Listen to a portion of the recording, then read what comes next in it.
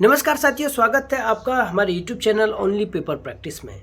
साथियों, आज के जो पेपर प्रैक्टिस होगा हमारा पेपर प्रैक्टिस ही नहीं, यहाँ पे किसी टॉपिक को हम बहुत विस्तार से भी जानते हैं। जैसे कि आज का हमारा टॉपिक है भारतीय इतिहास, और भारतीय इतिहास में भी जो टॉपिक रहेगा 16 महाजनपदों का उदय, जिसे हम महाजनपद भी कहते हैं। उसमें 16 महाजनपद थे, उनके उदय के बारे में विस्तार से चर्चा करेंगे। मगध साम्राज्य का जो उदय हुआ था, क्यों, कैसे, किस लिए और कौन कौन से वंश यहाँ पे आए, जैसे हर्यक वंश, शिशुनाग वंश और नंद वंश। इन वंशों के बारे में हम लोग अच्छे से चर्चा करेंगे, जानेंगे कि क्या विशेषता थी इन शासकों की, जो यहाँ पे शासक हुआ करते थे, उनकी विशेषता जानेंगे। साथियों, जब हम लोग पढ़ाई करते थे, अपने पढ़ाई के दौरान 2011 से लेकर 2014 तक हम लोग कोचिंग में जब पढ़ाई करते थे, उस कोचिंग के दौरान जो हमारे गुरुजी थे, आदरणीय गुरुजी के द्वारा हम लोगों को किस प्रकार से क्लास कराई जाती थी, मुझे लगता है कि आप लोगों को भी मैं उसी पैटर्न से पढ़ाने का प्रयास करूँगा, है ना। हम लोग क्या करते थे उस समय, पहले क्लास स्टार्ट होने से पहले करंट अफेयर पढ़ते थे, और करंट अफेयर के बहुत सारे फैक्ट पर चर्चा करने के बाद, पढ़ने के बाद, उसके बाद हम लोग सर क्या पढ़ाते थे, हमें कोई भी एक टॉपिक पढ़ाते थे, जैसे इतिहास, history, polity, economics, geography, science, इस प्रकार से पढ़ाते थे। उसका हम सभी लोगों को, पूरी क्लास को बहुत ज़्यादा फायदा हुआ। और आज की डेट में लगभग उस क्लास हमारा जब तक सर हमें पढ़ाते रहे, कोचिंग सेंटर में पढ़ाते रहे, तब तक लगभग सभी स्टूडेंटों का सिलेक्शन हो गया था किसी न किसी डिपार्टमेंट में।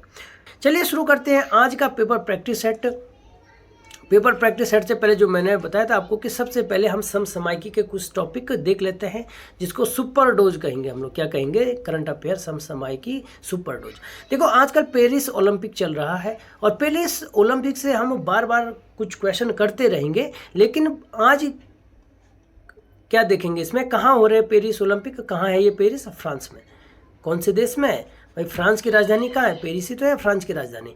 किस नदी के तट पर है, सीन नदी के तट पर है। तो फ्रांस के जो पेरिस शहर है, वहाँ पे ओलंपिक आजकल चल रहे हैं। इस बार से सबसे महत्वपूर्ण था जो पेरिस ओलंपिक का उद्घाटन हुआ था, विश्व पहली बार किसी ग्राउंड की जगह पर, किसी नदी के किनारे, नदी में इसका उद्घाटन किया गया। जो सीन नदी थी, पेरिस सीन नदी के किनारे बसा हुआ है, तो नाव में सीन नदी पर इस ओलंपिक समारोह का उद्घाटन हुआ। इस ओलंपिक में कितने देश हैं फिलहाल, कुल 205 देश क्या लेंगे, भाग लेंगे। इस ओलंपिक में 205 देश भाग लेंगे। भारतीय दल में कुल सदस्य हैं 117, जिसमें महिलाओं की संख्या है 47। यानी जो भारतीय दल जा रखा है पेरिस ओलंपिक में, उसमें 117 महिलाएं 117 कुल सदस्य हैं, और जिसमें कि महिलाएं कितनी हैं, 47। भारतीय दल के जो ध्वजवाहक थे ओपनिंग सेरेमनी के दौरान, तो वो कौन थे, शरद कमल और पीवी सिंधु। शरद कमल आप जानते हैं टेबल टेनिस खेलते हैं, बहुत ही लगभग मेरे ख्याल से 40 प्लस इनकी एज हो चुकी है, और काफ़ी लंबे समय से एक खेल रहे हैं शरद कमल। बहुत अच्छे प्लेयर भी हैं, है ना। इनका गेम मैच मैं तो बोलूँगा जरूर देखना, बहुत ही मतलब 40 प्लस इनकी एज हो गई, और टेबल टेनिस अभी भी खेल रहे हैं। पीवी सिंधु आप जानते होंगे बैडमिंटन से संबंध रखती है, तो ये ध्वजवाहक है। अगला देखेंगे, अंतर्राष्ट्रीय ओलंपिक कमेटी के अध्यक्ष कौन है, थॉमस वेस। आने वाले एग्जाम में पूछा जा सकता है आपके, जो थॉमस वेस है, ये अंतर्राष्ट्रीय ओलंपिक कमेटी के अध्यक्ष हैं। आज से एक और गेम स्टार्ट हो गया, जिसे हम कहेंगे ड्यूरंड कप। आज से एक नया गेम स्टार्ट हो गया है, और ड्यूरंड कप का संबंध है फुटबॉल से। इसका बहुत बड़ा इतिहास है। ड्यूरंड कप की शुरुआत होती है 1888 ईस्वी से। हेनरी मॉर्टिमर के द्वारा यह ड्यूरंड कप की शुरुआत की गई। साथ ही यह ड्यूरंड कप उसी प्रकार से है जैसे कि क्रिकेट में, आपने क्रिकेट में आईपीएल देखते हैं ना, तो आईपीएल जैसी ये लीग है, उसी प्रकार फुटबॉल में भी ड्यूरंड कप भारत की एक लीग है, ठीक है, इंडिया की यह लीग है। तो आने वाले एग्जाम में पूछा जाएगा इससे 100% प्रश्न पूछा जाएगा ड्यूरंड कप से। चलिए, इसके अलावा जान लेते हैं कि फुटबॉल से कौन कौन सी लीगें हैं। फुटबॉल में जैसे ट्रॉफियाँ है ना, फुटबॉल से कौन सी ट्रॉफी है, जैसे संतोष ट्रॉफी का संबंध भी फुटबॉल से है। इसके अलावा एक आता है रोवर्स कप, उसका संबंध भी फुटबॉल से है। एक और आता है मरडेका कप। कौन सा आता है, मरडेका कप। साथियों, अगर आपने मेरी क्लास पढ़नी है, इस क्लास को पढ़नी है, तो एक कॉपी पेन तो आपके पास होनी चाहिए, तभी जाके आपका फ़ायदा होगा। वरना फिर यार ये सुनेंगे फिर निकल जाएगा, एक कान से सुनेंगे दूसरे कान से निकल जाएगा। तो एक कॉपी पेन के साथ आप लोग भी नोट करते रहिए। मैं लिख रहा हूँ, आप लोगों को भी ये लिखते रहना है। लिखोगे नहीं तो फिर सुनते रहोगे राम कथा, है ना। एक आता है आशुतोष कप, आशुतोष मुखर्जी ट्रॉफी। इसका संबंध भी किससे है? हमारा फुटबॉल से है, ठीक है। जैसे क्रिकेट में आता है आपका संतोष ट्रॉफी, नहीं सॉरी, क्रिकेट में कौन कौन से, दिलीप ट्रॉफी, रणजी ट्रॉफी या फिर सैयद मुश्ताक अली ट्रॉफी, ये क्रिकेट से संबंध है। उसी प्रकार ये फुटबॉल से संबंध है। तो ये था आज का करंट अफेयर। चलिए अब आते हैं अपने टॉपिक पर जिसको हम आज पढ़ाना जा रहे थे। चलिए साथियों, स्टार्ट करते हैं। आज का जो हमारा मुख्य टॉपिक है वो है भारतीय इतिहास में 16 महाजनपद। पहला प्रश्न देखते हैं, उसके बाद इसके बारे में विस्तार से चर्चा करेंगे। निम्न कथनों में गलत कथन का चुनाव करें। ऑप्शन ए है महात्मा बुद्ध के जन्म के पश्चात 16 महाजनपदों का उदय हुआ। ऑप्शन बी है 16 महाजनपदों से संबंधित 16 महाजनपदों में सबसे शक्तिशाली राज्य मगध था। ऑप्शन सी है मगध राज्य की राजधानी गिरिव्रज यानी राजगृह थी। ऑप्शन डी है 16 महाजनपदों में अश्मक एकमात्र ऐसा राज्य था जो दक्षिण भारत में स्थित था। तो साथियों राइट आंसर देखेंगे, एक बार सोच लीजिए आप। पहला ऑप्शन थोड़ा सा आपको डाउटफुल लगना चाहिए कि महात्मा बुद्ध के जन्म के पश्चात, यानी महात्मा बुद्ध का जब जन्म हुआ होगा तो उसके बाद 16 महाजनपदों का उदय हुआ, तो ये बिल्कुल गलत ऑप्शन आ गया। ऐसे कि जब महात्मा बुद्ध का जन्म हुआ था उससे पहले 16 महाजनपदों का उदय हो चुका था। और ये जानकारी हमें किसमें मिलती है? अंगुत्तर निकाय, अंगुत्तर निकाय, ठीक है। बौद्ध ग्रंथ है अंगुत्तर निकाय, और इसमें हमें जानकारी मिलती है कि जब महात्मा बुद्ध का जन्म कब हुआ?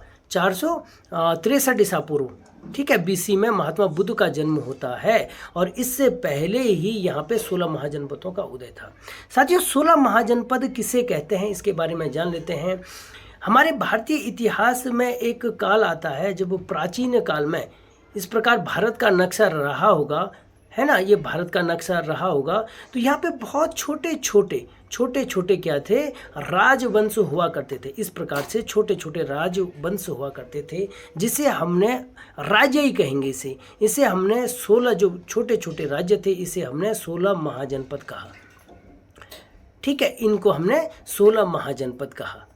इन 16 महाजनपदों में जो सबसे शक्तिशाली राज्य बाद में उभर का आता है वो बिहार राज्य के यहाँ पे एक राज्य था जिसको हम मगध राज्य कहते हैं, मगध राज्य कहते हैं। तो इसके बाद इन छोटे छोटे 16 महाजनपदों में मगध राज्य सबसे ज़्यादा उभर के सामने आता है।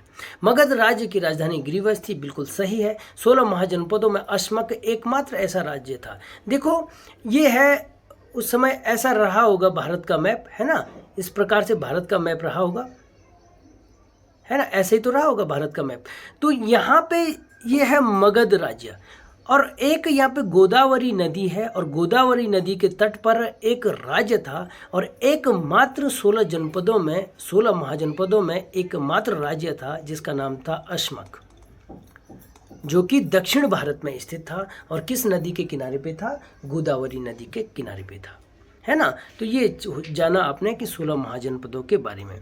अगला प्रश्न है, बहुत कुछ बताने को है इसमें, लेकिन पेपर प्रैक्टिस सेट के माध्यम से, जैसे जिसने पढ़ा होगा अगर वो यहाँ से क्वेश्चन पेपर कर लेता है तो उसके लिए वेल एंड गुड। जिसने नहीं पढ़ा होगा तो उसको डिटेल से पढ़ने की भी इतनी ज़रूरत नहीं है, क्योंकि आमतौर पे इसी प्रकार के प्रश्न पूछे जाते हैं। तो निम्न में से 16 महाजनपदों की सूची मिलती है भगवती सूत्र में, अंगुत्तर निकाय में, वायुपुराण में, छांदोग्य उपनिषद में। तो साथियों राइट आंसर हो जाएगा इसका ऑप्शन ए, भगवती सूत्र में। भगवती सूत्र यह एक क्या है? जैन ग्रंथ है। कौन सा ग्रंथ है?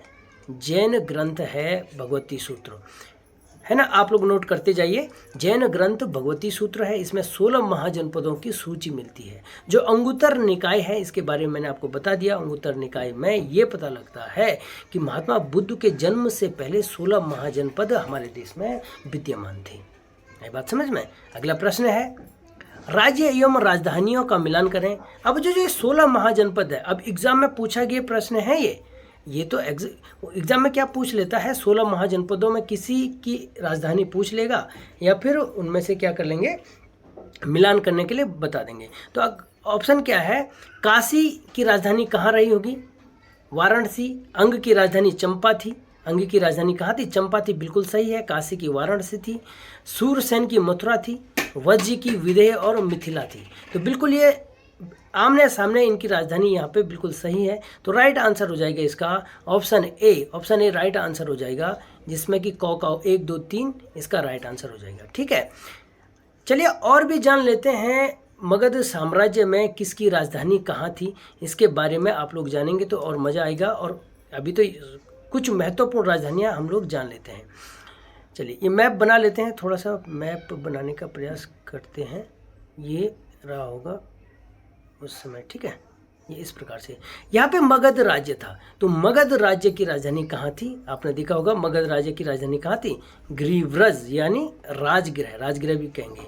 मगध राज्य के थोड़ा उत्तर में यहाँ पे एक राज्य था, उत्तर पूर्व बोलेंगे इसे, है ना, इसका नाम था कौन सा, अंग राज्य था। क्या नाम था, अंग राज्य। तो अंग राज्य की राजधानी चंपा थी। तो अचंबा, मैंने ऐसे याद कर रखा है इसे, अचंबा याद करेंगे ना, दो शब्द, अचंबा यानी चंपा, कहाँ थी, चंपा। इसके बाद एक और राज्य आता है वज्जी, अंग के बगल में ये था वज्जी, वज्जी एक राज्य था। वज्जी की राजधानी कहाँ थी, विदेह या मिथिला। याद करते रहेंगे और इनकी लोकेशन भी दे सकता है। देखो इसी तरीके से तो पढ़ना है, कब तक रटते रहोगे इतिहास को। यहाँ पे वज्जी है, यहाँ पे अंग हो गया, और वज्जी के बगल में भी एक है, इसका नाम है मल्ल। और मल्ल की जो राजधानी थी, मल्ल की राजधानी कहाँ थी, मक्कुमठ ऐसे याद कर रखा हमने, मक्कुमठ, कुशीनारा। ठीक है, ये है मल्ल राज्य, इसकी राजधानी कहाँ थी, कुशीनगर है, कुशीनारा या कुशीनगर भी, कुशीनारा बोलो। ठीक है, इसके बाद एक यहाँ पे एक बहुत इंपॉर्टेंट राज्य था जिसको हम कहते हैं अवंती। ठीक है, और अवंती की जो राजधानी थी वो क्या थी, उज्जैनी। अवंती की जो राजधानी कहाँ थी, उज्जैनी अवंती की राजधानी थी।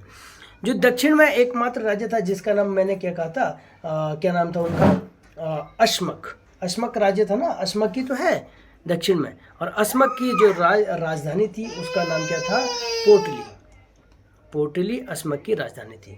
उसके बाद और आता है कौन सा आता है, कौशल की राजधानी कहाँ थी, श्रावस्ती, है ना। तो कौशल राज्य की भी अगर लोकेशन देखें, क्या हो गया, अरे ये तो मिट गया पूरा, कोई बात नहीं। जो कौशल राज्य था हमारा, यहाँ पे कौशल राज्य था, तो कौशल राज्य की राजधानी कहाँ थी, श्रावस्ती। कौशल राज्य की राजधानी कहाँ थी, श्रावस्ती। ठीक है, तो इसी प्रकार से आप याद कर सकते हैं इन 16 महाजनपदों के राजधानी आपको याद करनी है। तो जैसे काशी को हमने काबा कहा, काशी की राजधानी, जैसे याद करने का तरीका, काशी का कावा, वा मीन्स वाराणसी, यानी कौशल की श्रावस्ती। मगध की ग्रीवज, मगध को जैसे आप याद नहीं आता तो मगी लिख दो, कैसे लिखेंगे, मगी यानी मगी ग्रीवज। ठीक है, चैंदी, चैसू बनाते हैं आप, चैसू यानी चैंदी की राजधानी कहाँ थी, सुक्तिमती। ठीक है, मत्स्य, विराट कोहली बहुत मछली खाते हैं, तो मत्स्य की राजधानी कहाँ थी, विराटनगर। इस प्रकार से सूरसेन, मथुरा, जैसे सुरेंद्र जी हैं, है ना, तो सुरेंद्र नाम के बच्चे हैं, जो लड़के हैं वो कहाँ रहेंगे, मथुरा में। तो सूरसेन जो राज्य था उसका राजधानी थी मथुरा में। ठीक है, तो इसी प्रकार जैसे भी आपको ठीक लगता है याद करने के लिए, तो आप लोग याद कर सकते हैं इनकी राजधानियाँ। चलिए अगला प्रश्न देखते हैं। इंपॉर्टेंट चीज़ है ये जो मैंने बताया। हरेक वंश का वास्तविक संस्थापक किसे कहा जाता है, वास्तविक संस्थापक किसे कहा जाता है, तो राइट आंसर क्या होगा इसका, बिंबिसार, अजातशत्रु, कालाशोक, उदयन। तो राइट आंसर होगा साथियों इसका ऑप्शन ए, बिंबिसार हरेक वंश का वास्तविक संस्थापक था। तो साथियों होता क्या है, जब 16 महाजनपद हुए, हमारे 16 महाजनपदों का उदय होता है, बाद में क्या होता है, लोहे का जब पता लगा, लोहे का आविष्कार होने लगा, लोहे का भंडार बोलेंगे, लोहे के भंडार का जब पता लगा, तो हमने देखा कि भारत के कौन से क्षेत्र में लोहा सबसे ज़्यादा है, मैप के माध्यम से बनाने का प्रयास करते हैं। यार क्या हो गया? तो लोहे के बारे में मैप के माध्यम से अगर पढ़ेंगे ना तो बहुत अच्छे से समझ आता है ना। तो मैं मेरा आपसे भी यही रहेगा कि आप मैप, कोई भी चीज़ आप बिना मैप से तो मत ही पढ़ो। अब यहाँ पे एक राज्य था, मैंने बताया था ना आपको, ये राज्य कौन सा था? मगध राज्य था। मगध राज्य था, मगध राज्य। तो अगर आपने भारत के लोहे की खानों के बारे में देखा होगा तो सबसे ज़्यादा लोहे की खान कहाँ पे है? यहीं पे उड़ीसा हो गया आपका, झारखंड, छत्तीसगढ़ और बिहार का दक्षिणी वाला क्षेत्र, बंगाल, यहाँ पे लोहे का सबसे ज़्यादा हमें लोहे विद्यमान मिलता है ना। लोहे के बहुत ज़्यादा संयंत्र यहीं पे तो हैं। और लोहे के साथियों, लोहे के विकास से क्या होता है कि यहाँ पे खेती होने लग गई। खेती होने लगी कहाँ पे? मगध साम्राज्य में खेती होने लग गई। इसके साथ साथ तो युद्ध, जो राजा थे, राजा अपने लिए हथियार बनाने लग गए, हथियार बनाने लग गए, यानी कि राज्य की स्थिति सुदृढ़ होने लग गई। और राज्य की स्थिति अगर सुदृढ़ होने लग गई तो स्वाभाविक है कि अब यहाँ पर क्या होने लगेगा? इन राज्यों में एक दूसरे जो और भी राज्य थे, अंग, मगध, काशी, कौशल वाले जो और भी राज्य थे, इनमें आपसी मतभेद होना शुरू हो जाएगा। एक दूसरे के ऊपर क्या डोमिनेंट है ना, या अपने राज्य का विस्तार करना शुरू हो जाएगा। तो राज्य का विस्तार करना जब शुरू हो जाएगा तो निश्चित रूप से इन 16 महाजनपदों में आपसी लड़ाई होती है, और जिससे कि मगध साम्राज्य, यहाँ पे जो हमारा मगध साम्राज्य है, सबसे ज़्यादा उसका क्या होता है? उत्कर्ष होता है। ठीक है। तो साथियों, हमने ये जाना कि किस प्रकार से मगध साम्राज्य का उत्कर्ष होता है और क्यों होता है। तो उनमें से मगध साम्राज्य तो बुद्ध के जन्म से पहले से ही था, लेकिन उनमें एक शासक आते हैं जिनका नाम था बिंबिसार। बिंबिसार आते हैं, और बिंबिसार कब आते हैं? 544 ईसा बीसी में, बीसी ईसा पूर्व में बिंबिसार एक राजा आते हैं, और वो सबसे पहले मगध साम्राज्य का विस्तार करते हैं। विस्तार का मतलब ये हुआ कि मगध साम्राज्य का जो क्षेत्रफल है ना, तो और राज्यों को जीतने की कोशिश करता है। तो मैंने आपको बताया था इससे पहले कि मगध साम्राज्य के उत्तर पूर्व में एक राज्य था, अंग राज्य। तो सबसे पहले बिंबिसार अंग राज्य को जीतता है और उसको मगध साम्राज्य में मिला देता है। तो साथियों, अब आप यहाँ से देखेंगे कि किस प्रकार से यहाँ जो 16 महाजनपद थे धीरे धीरे खत्म होने लगेगा। कारण क्या है कि ये राज्य मगध साम्राज्य एक के जो शासक आए, वो इन राज्यों को आपस में हराने के बाद, लड़ने के बाद इनको अपने राज्य में मिलाते जाएंगे। ठीक है। तो ये था भाई किस प्रकार, क्यों हमने बिंबिसार को कहा। बिंबिसार की जो सबसे बड़ी विशेषता थी, इसने अपनी राजधानी कहाँ बनाई थी? बिंबिसार ने मगध साम्राज्य। अच्छा, एक चीज़, जो मगध साम्राज्य में भी और वंश आए, जिसे हमने सबसे पहले हर्यक वंश नाम दिया। ठीक है, हर्यक वंश है तो ये मगध साम्राज्य के अंतर्गत, समझ रहे? हर्यक वंश आया, तो इसी हर्यक वंश का शासक भी बोलेंगे हम, प्रथम शासक कौन था? बिंबिसार बोलेंगे। और बिंबिसार ने जो अपनी राजधानी बनाई, वो बनाई थी उसने कहाँ? गिरिव्रज, गिरिव्रज या राजगृह को अपनी राजधानी बनाई थी। ठीक है, ये बहुत इंपॉर्टेंट। उससे एक और इम्पोर्टेंट है, एग्जाम में पूछा गया प्रश्न भी है। देखो, प्रश्न एक है, लेकिन उससे संबंधित हम आपको कितने प्रश्न बताएंगे? अनेक प्रश्न बताएंगे। एक प्रश्न है लेकिन अनेक प्रश्न बताएंगे। तो देखेंगे, ये था यहाँ पे तो बिहार के वाली जगह में ये हो गया आपका मगध राज्य। ठीक है, मगध राज्य के सब इधर यहाँ सबसे पश्चिमी किनारे पे एक राज्य था जिसका नाम क्या था? अवंती था ना। अवंती तो बताया था मैंने, अवंती एक राज्य था। मगध साम्राज्य जब बिंदुसार था, बिंदुसार के समय में एक वैद्य था जिसका नाम था जीवक। जीवक नामक वैद्य था। और इसी, अच्छा, अगले प्रश्न में आर्किस की चर्चा, चलो यहीं पे बता देते हैं। और इसी जीवक को मगध साम्राज्य का जो राजा था बिंबिसार, बिंबिसार ने अवंती नरेश, यहाँ पे था चंड प्रद्योत, क्या था इसका नाम? चंड प्रद्योत के दरबार में अपने जो राजवैद्य थे जीवक को भेजा था।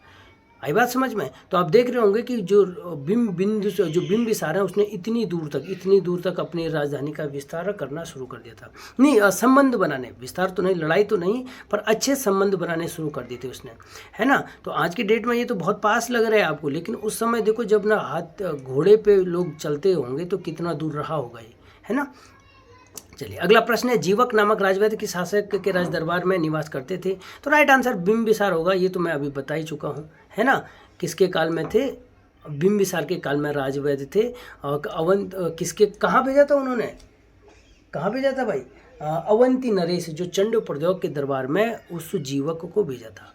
अगला प्रश्न है, प्रथम बौद्ध संगति से क्या संगति में क्या कार्य किए गए? ऑप्शन है, बुद्ध के उपदेशों को शुद्ध पिटक एवं विनय पिटक के रूप में लिपिबद्ध किया गया। अच्छा, बौद्ध के संबंध में जो बौद्ध धर्म है, बौद्ध धर्म का हमने बहुत विस्तार से 2 वीडियो बना रखी है और इन्हीं 2 वीडियो से आपके आने वाले एग्जाम में प्रश्न पूछे जाएंगे। ठीक है, पहले ही बता दिया, इन्हीं 2 वीडियो से। बाद में मत बताना कि हम प्रूफ देते रहेंगे कि एग्ज़ाम में हमने ये बताया था, आप लोगों ने पढ़ा नहीं है।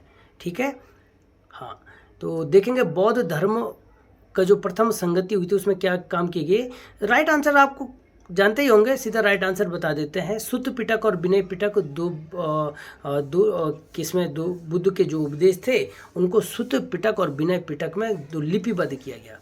ठीक है, अब जानते हैं कि एक बौद्ध संगति क्यों आई थी। साथियों, होता क्या है, बिंबिसार जब शासन कर रहा था तो उनके पुत्र आते हैं अजातशत्रु। बहुत इंपॉर्टेंट राजा है अजातशत्रु। अपने पिता से खुश नहीं था और अपने पिता की हत्या कर दी, यानी बिंबिसार की हत्या कर दी अजातशत्रु ने और मगध की गद्दी पर बैठ गया। इसी के काल में महात्मा बुद्ध को 80 वर्ष की आयु में निर्वाण की प्राप्ति हुई। 483 ईसा पूर्व में, 483 बीसी में महात्मा बुद्ध को निर्वाण की प्राप्ति होती है अजातशत्रु के काल में। आई बात समझ में। और अजातशत्रु जब निर्माण की प्राप्ति हुई तो अजातशत्रु ने ही प्रथम बौद्ध संगति की थी। प्रथम बौद्ध संगति किसके काल में हुई थी? अजातशत्रु के काल में। और इसी बौद्ध संगति में बुद्ध के उपदेशों को हमने शुद्ध पिटक और विनय पिटक 2 भागों में बांट दिया था। आई बात समझ में। हाँ, अगर इसकी बात करें किसकी? अजातशत्रु की, तो अजातशत्रु के बारे में मानते हैं कि अजातशत्रु के पास 2 बहुत ही बड़े हथियार थे, जिसे हमने रथ मूसल और महाशिलाकंटक नामक 2 हथियार किसके पास थे? अजातशत्रु के पास थे। आई बात समझ में। अजातशत्रु के पास ही क्या थे? 2 महत्वपूर्ण क्या थे इसमें हथियार थे। ठीक है, बौद्ध धर्म का यह तो तुम्हें जानते ही होंगे, बौद्ध धर्म का तो प्रेमी रहे भाई, अनुयायी तो रहेंगे ही रहेंगे क्योंकि प्रथम बौद्ध संगति हुई थी। अगला प्रश्न है, किस मगध शासक ने काशी तथा वज्जी को मगध राज्य में मिलाया? साथियों, मैंने यही तो बात कही थी आपको, जो 16 महाजनपद थे, आगे आते आते जैसे ही मगध साम्राज्य का उत्कर्ष होता है तो वो और राज्यों को भी, जो और महाजनपद थे, उनको अपने साथ मिलाते रहते हैं। तो यहाँ पे काशी और वज्जी की लोकेशन देखेंगे तो जो हमने बिहार के दक्षिण में हमने मगध साम्राज्य देखा तो उसके उत्तर में एक वज्जी और एक काशी थे। आई बात समझ में। और काशी और वज्जी को जो हमारे अजातशत्रु थे इसने कहाँ मिला दिया था? मगध साम्राज्य में मिलाया था। बिंबिसार ने किसको मिलाया था? मगध साम्राज्य में अंग को मिलाया था। एग्जाम में पूछा जाएगा ये प्रश्न। और अजातशत्रु ने काशी और वज्जी को मिलाया था। अगर आपको 2 चीज़ देखो, अगर आपको इनकी लोकेशन भी पता होगी ना तो आपको इजीली इस सवाल को सही कर देंगे।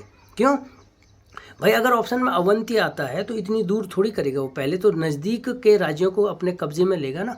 तो नज़दीक के राज्यों को कब्जे में लेगा तो अजातशत्रु 2 को लेता है और अंग जो बगल में था उसको बिंबिसार अपने कब्जे में ले लेता है। ठीक है, तो राइट आंसर अजातशत्रु।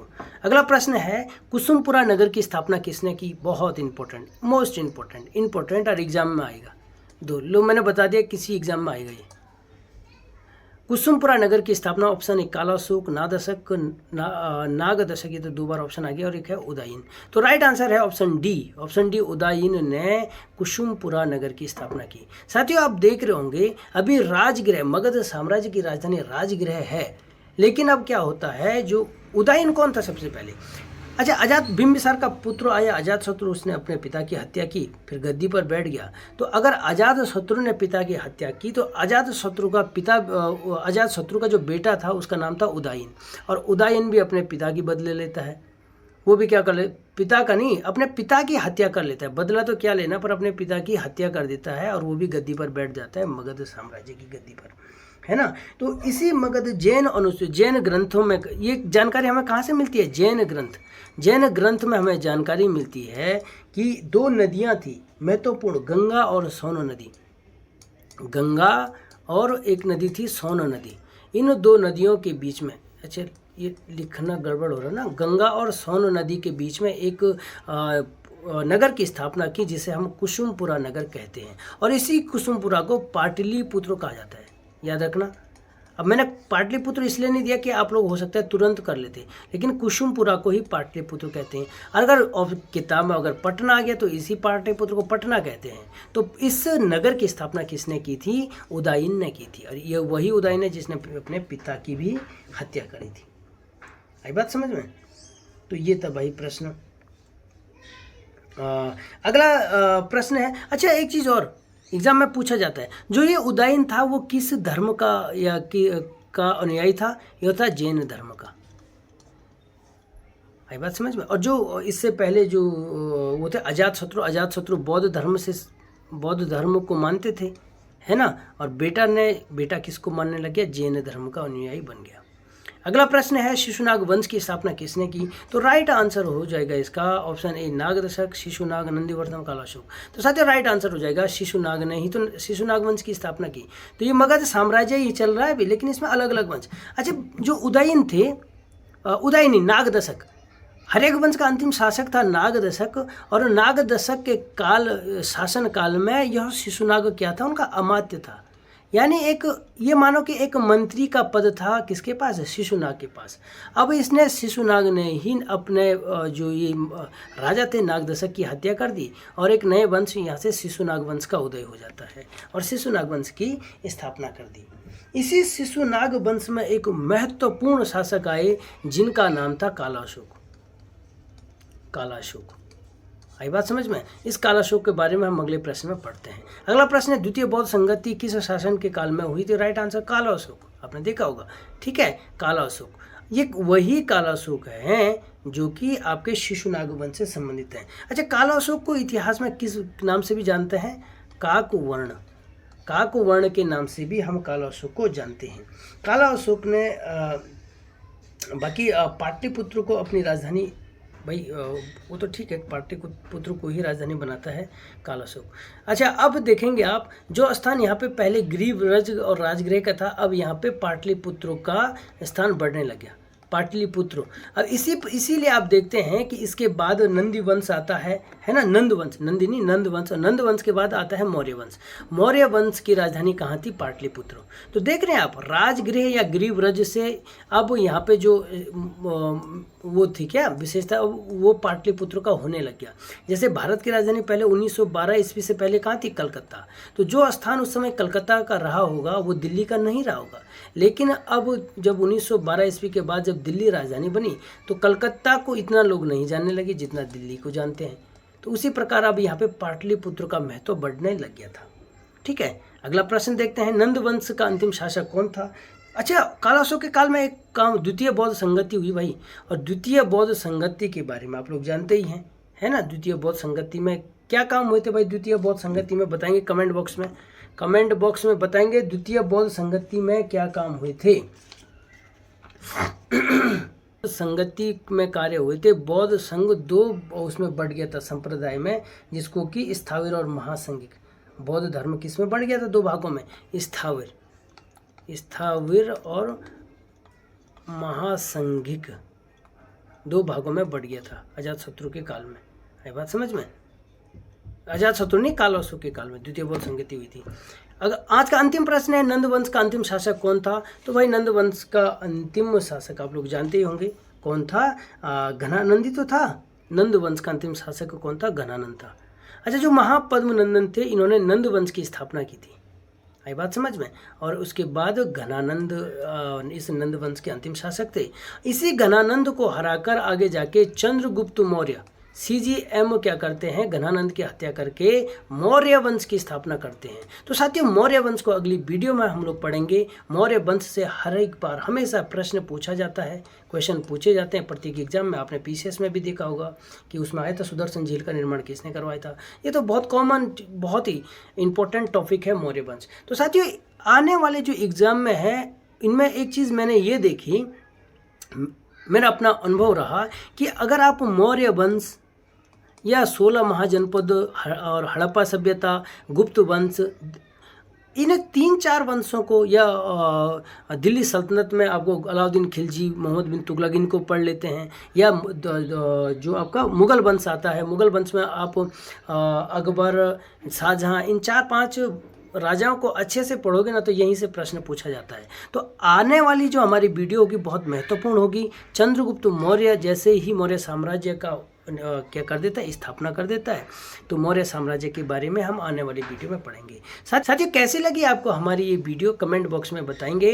इसलिए कि आज अभी हमने नई शुरुआत की है कि सबसे पहले किसी भी सब्जेक्ट को पढ़ाने से पहले हम हमेशा करंट अफेयर पढ़ेंगे और उसके बाद हम अगला टॉपिक शुरू करेंगे। तो आप सबका बहुत बहुत धन्यवाद। अच्छा साथियों, आप लोग ना चैनल को लाइक करिए, शेयर करिए, सब्सक्राइब करिए। अगर आपको लगता है हमने थोड़ी भी मेहनत कर रखी है इस वीडियो को बनाने में, तो बस आप चैनल को लाइक करिए, शेयर करिए, सब्सक्राइब करिए। आप सबका बहुत बहुत धन्यवाद। नमस्कार।